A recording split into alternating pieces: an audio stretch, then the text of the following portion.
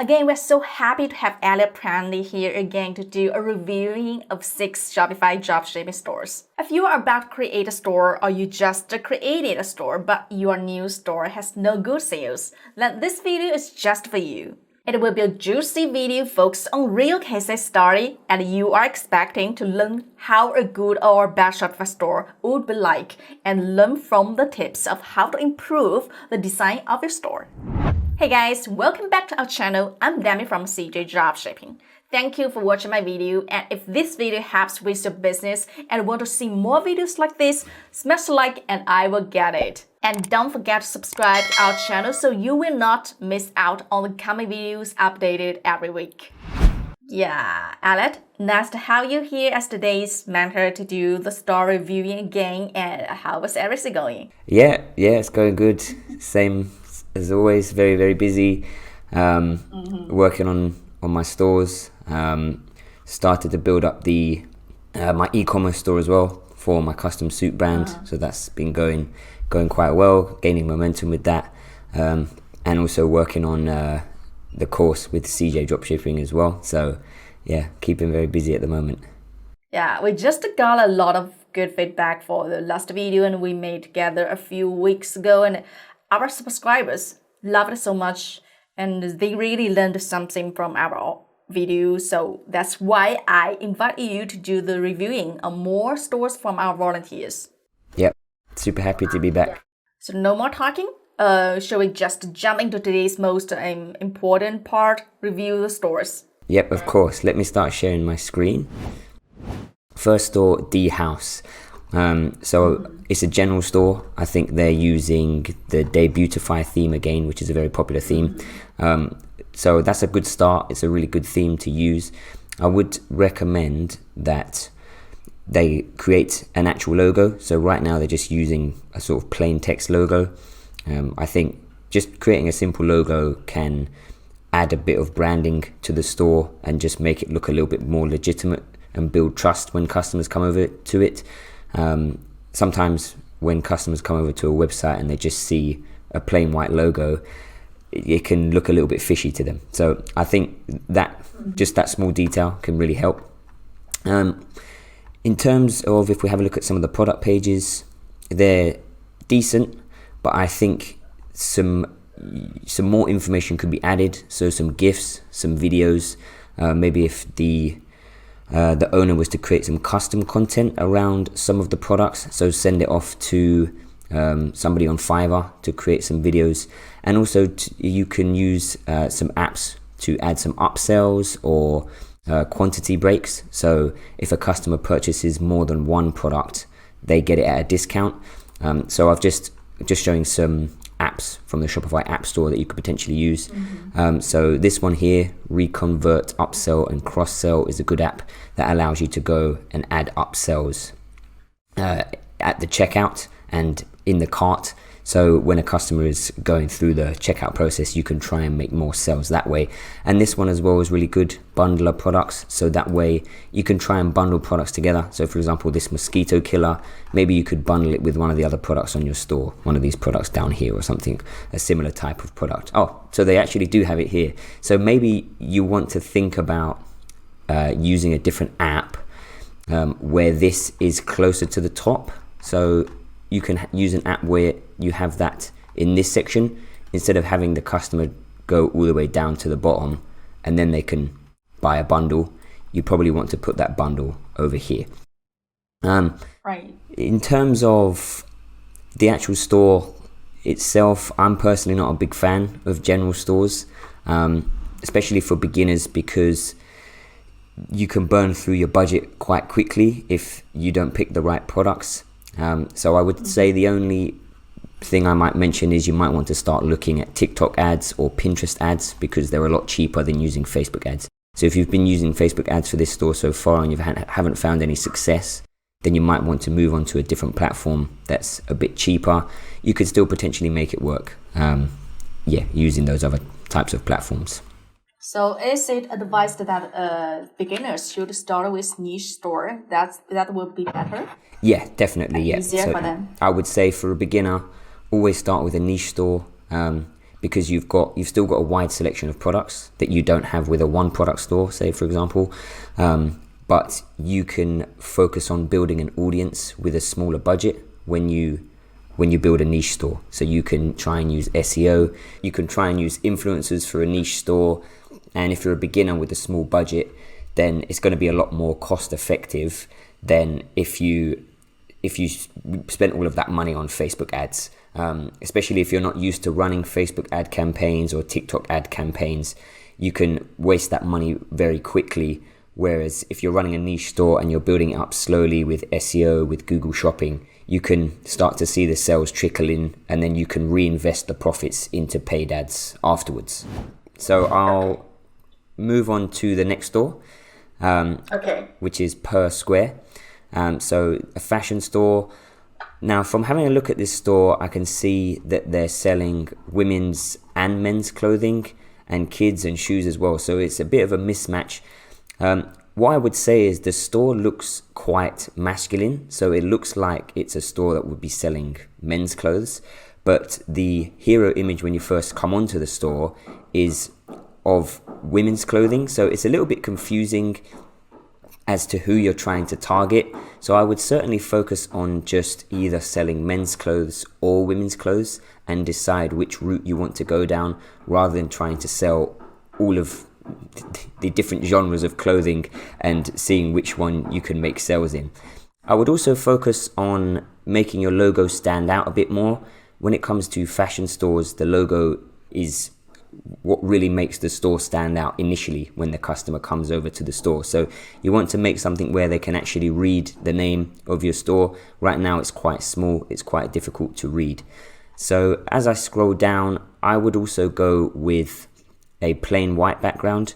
I would say generally a white background, as the consensus is what's sort of seen as the norm for fashion websites.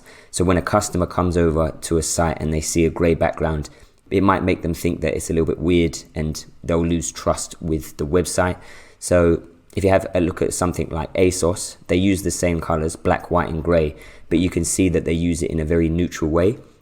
And they also sell men's and women's clothes as well, but you can see the site is very neutral. So they're not using any masculine fonts.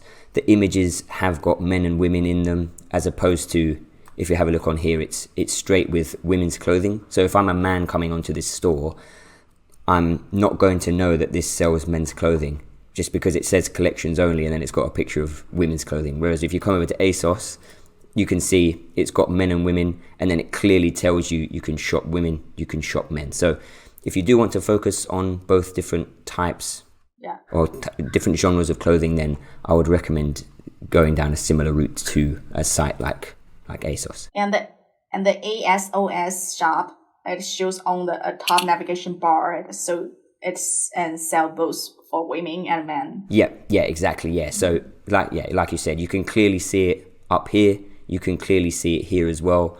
And then once you actually click into the category, then it takes you over to all of the men's stuff. So yeah, like I said, if you want to focus on both, then you should do it that way, because initially your homepage is telling me that this is a women's store, but the store looks very masculine. If we do go over to the product pages, the product pages are pretty good. There's a lot of information. You've clearly put some time and effort into actually writing these. I would get rid of this just because of the font. It looks a little bit amateur. And what I would also do is, where you have your size guides, I would actually make a pop-up size guide. So if you have a look on my site that I've got here, they can click it and it comes straight up. This is just part of the usability of the website. A lot of users, when they come onto the site, they don't want to click through and have to find it themselves. Shoppers are very lazy. They want things instantly. So if they want to see the size guide, you want them to just be able to blatantly be able to click it and see it straight away. So you can use an app. So this one here called BF Size Charts and Size Guides, you can basically add this functionality to any Shopify store using this app. So I would recommend adding that app to your store so that people can find the size guides straight away. And I think with those few tweaks, this store has got potential. Then you just need to think about how you're going to market it. Influencers is always a good way to start marketing a fashion store if you have a tight budget. Let me move to the next store. So this store, let me scroll to the top. I really like the design of this store. I haven't really ever seen a store that's designed like this, but I think it suits the niche really well. It's obviously the cooking niche, the homeware niche. So yeah, this is a really nice store. And as you scroll down, what I would say is here, you want to add some more products under just arrived. It always looks a little bit sketchy from a customer's point of view when there's white space on any website. So you definitely want to fill that space up with some products, and that's just going to once again build some trust with your customers. Then as we scroll down, everything looks good. This FAQs area is really good. This really helps to build trust once again, answer any questions that your customers might have before they make a purchase. Now down the bottom, from what I can see, the rest of your store is in English, and I'm assuming that you are targeting English speaking countries. So I'm not sure what this button means, if it's a different language. And why it says Indrizzo, I think maybe that's Italian. But I would definitely change these. Like I said, if you're targeting English speaking customers, as soon as they see that, that's going to be a red flag for them. It might just put them off wanting to make a purchase from your store. If we click on one of the products, and we should be able to see that the product page, I've never seen a product page outlined like this before, laid out like this before, where you've got the images at the top. You can test it out, but I would say maybe you want to try and just revert back to having the images just like this. So as soon as they click on, they've got the buy now section straight at the top, instead of having all of these images, especially on a mobile. So if we have a look on a mobile, you can see when somebody comes on, they're going to see some images, but you want them to see that buy now button straight away, because you're trying to convince them to make the purchase. So I would recommend perhaps moving these images just to down here, down the side, so they can scroll through it, or even just have them underneath this section, so instead of having them on top. And then you have these videos, which is really good. You've got custom content of the products. Once again, what I would recommend is hosting your videos. So maybe host them on YouTube or on Vimeo, and then add an embedding link, because these videos can really slow down your website when you've got them uploaded to the actual website itself. It can make it really slow, really laggy. And then obviously if your website loads slow, you're going to lose customers. So that might be another thing you want to keep in mind. But apart from that, I would say with a few minor tweaks, this store can do really well. You just need to think about your marketing strategy again. For these types of products, I think Google Shopping works really well, because they're quite searchable products rather than a wow factor product that somebody might purchase from a Facebook ad or something like that. So you might want to think about going down the Google Shopping route. So the next store we have is half-f.com. Now, I really like the look of this store. This looks super professional. The logo looks really nice. It's a really great looking store, and you can see it's kind of a niche store. I mean, it's selling a lot of products to do with posture, improving back pain, back support, and those types of things. So it's kind of a niche store. I think it's verging on a general store as well. So in terms of the actual store look, like I said, it looks really great, really professional. If we have a look on some of the product pages, let's have a look. So yeah, if we have a look at some of the product pages, you can see we've got some good information on here. So that's really good. And once again, you've got videos, but they've been uploaded again directly to the website. So what I would say is, once again, you might want to host these videos on YouTube, on Vimeo. That's going to make them load a lot quicker. So if I click on this, it's probably going to take a little while to actually load the video, simply because it's been uploaded directly to the site and they take up a lot of space. So once you change that, they'll load a lot quicker. Customers will be able to watch them easier, and that's going to convince them to make a purchase. But your product pages look really good. There's some really great information on here. You've got all of your necessary pages, your contact us, your privacy policy. So that's really good. Once again, it's more about the marketing strategy. I can see from your videos as well, they're all custom branded. So there's been a lot of effort put into this store. You can really tell. And that actually is what makes a big difference to people that fail with dropshipping and people that succeed. The people that put in the extra effort, just doing little things like branding their videos, is what really helps to set the store apart from all of the other competitors. But like I said, it's just down to how you're going to market the store. So with these types of products, you've got quite a few different options. You can go down the ads route. Once again, you might want to look at Pinterest ads because they're a lot cheaper now than Facebook ads. You can go down the Google shopping route as well, because these are searchable products. So people can type in Google back support pillow. That's something that people would be looking for quite frequently. And you can end up showing up in the Google shopping search results. So that's a really great way to start marketing the store. And you can also go down the route of influencers as well. So maybe, for example, gamers, small gaming YouTube channels, you could send them a chair and let them do a review on it. So you've got quite a few different options with this store. So test out different things and you eventually should find something that works once you make a few small tweaks. Like I said, because the store is so professional, I don't think you should have any problem making sales. It just depends on what method you're actually using. The next store that we have is a pet niche store. Now for this store, I think it looks pretty decent. The logo is cool. The actual name is good, Priority Pets. What I would say is to change the colors here. These sort of bright colors just look a little bit unprofessional. And especially on a mobile, they're not very easy on the eye. The general consensus is to use white as a background because it's easy on a customer's eye when they're scrolling through something. It's not making them strain their eyes when they're looking at it on the screen. And using this bright blue background makes it harder to read text and things like that. So I would definitely recommend changing that just to a normal white background.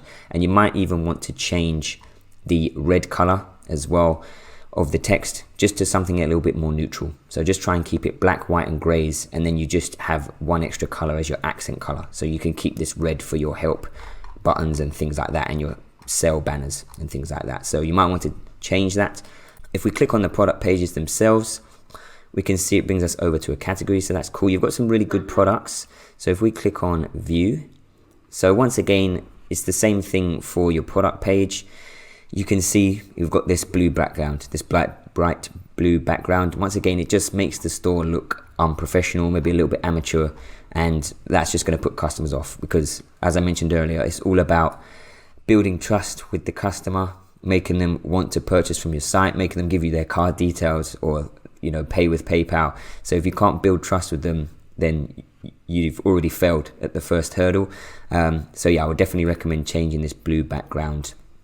And once again, you can add some extra things like I mentioned earlier with quantity breaks, with bundles and things like that. I can see you've got this shop pay, so that's really good. So for anybody else who has a store, I definitely recommend having some sort of payment installment system. So you've got Klarna, you've got ClearPay, you've got ShopPay. So any of those systems are really going to help you increase sales now because people like to pay in installments for things. They don't want to pay for everything at once. So that can really help you to make extra sales. So that's a really great thing that you've added there.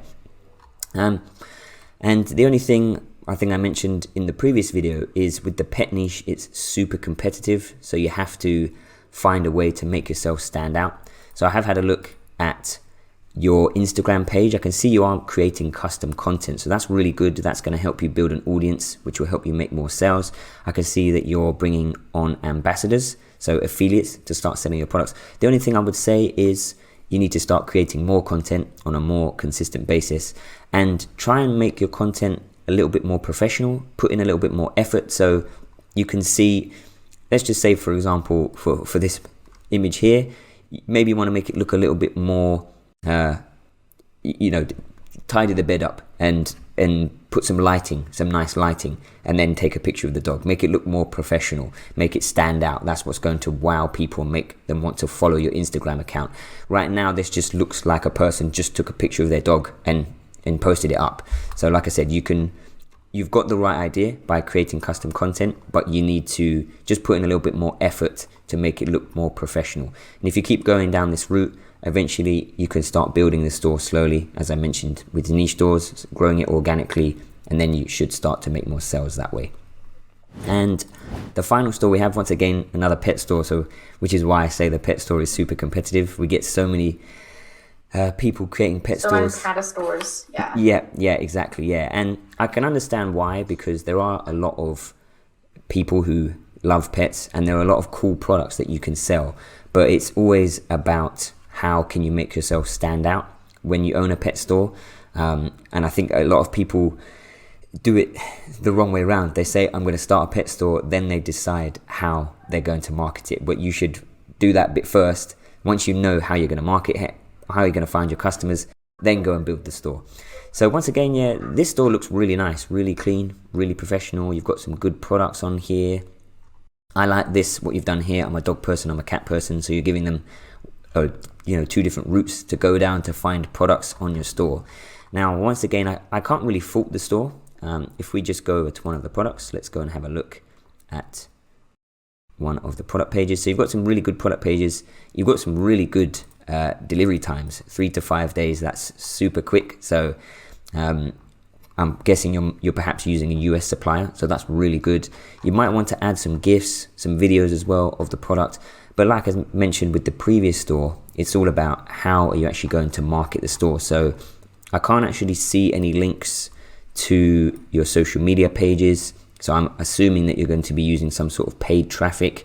If you can make that work, then this store should work pretty well.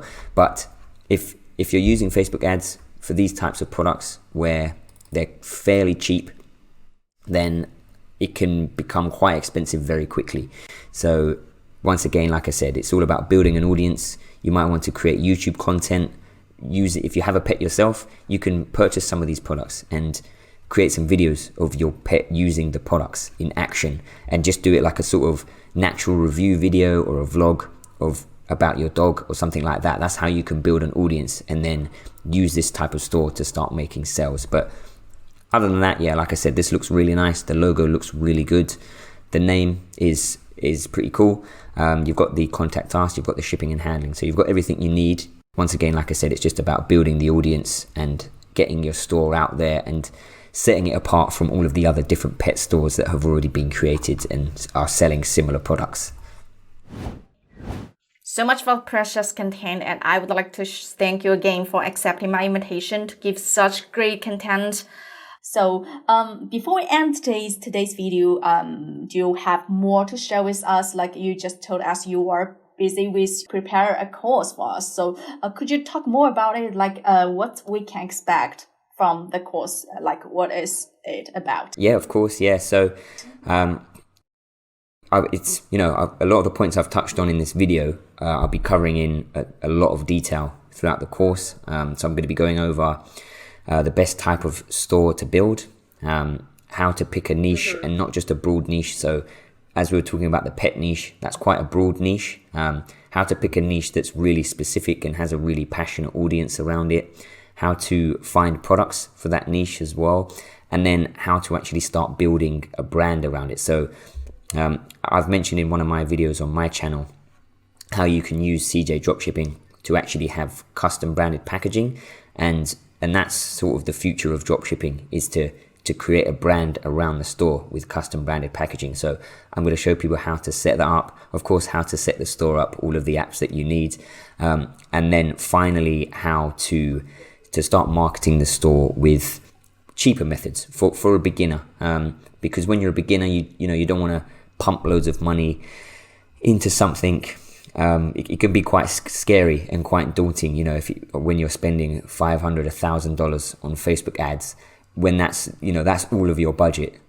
So yeah, in this course, I want to show people what I done when I first started out, which was to build a store organically, which was to build it slowly, build an audience around it, using those other methods, Google Shopping, influencers, search engine optimization, which I think personally for any store, people should focus on those first before they start with paid traffic. Paid traffic is for once you actually have sales, you've got money coming in, you can reinvest it, but you need to start making sales other ways. So that's everything I'm going to put into the course. Like I said, it's what I started it with as a beginner, and it's aimed at the beginner for making a side income. with dropshipping. So to start out building a side income and then transitioning that side income into a full-time living. So yeah, not to become a millionaire, but to start making some money, to start making a side business, and you could start using that money to to move away from a full-time job as you build it slowly over time. So yeah, I've been super busy filming all the content for it. I'm really excited. To get it going and get people actually in the course. Thanks so much for sharing, and we are so looking forward to it. And that will be the end of today's video. Thank you again for being here to share so much good content. Yes, thank you so much for your time. Have a nice day. And guys, thank you so much for watching, and don't forget to subscribe for more coming videos on Q for product ideas, TikTok viral, product sharing, and more store reviews. And what's more important, smash like to help out with the channel so we can produce more and more great videos. Thank you again for watching, and I will see you soon at next video.